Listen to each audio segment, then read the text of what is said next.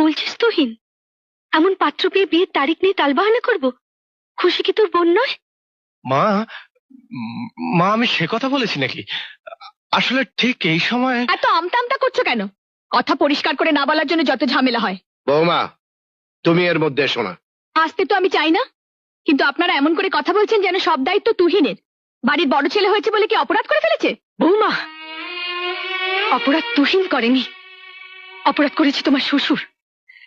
সারা জীবন কষ্ট করে চাকরি করে ছেলে মেয়েদের লেখাপড়া শিখিয়েছে, ছেলে মেয়েদের সুখের জন্য বাড়ি বানিয়েছে, নিজের আরাম আয়েসের দিকে কোনোদিন খেয়াল করেনি। এই সবই তো অপরাধ। আর সবচেয়ে বড় অপরাধ করেছেন নিজের জীবনের শেষ সম্বল 2 লক্ষ টাকা তুহিনের হাতে তুলে দিয়ে। তা এমন কি উপকার করেছেন? এই একজনের আয়ে তো সংসার চলছে। সংসারের আর সবাই বসে বসে খাওয়া ছাড়া একটা পয়সা দিয়েও সাহায্য করে না। বৌমা, মমতা, মমতা তুমি উত্তেজিত হয় না, তোমার শরীর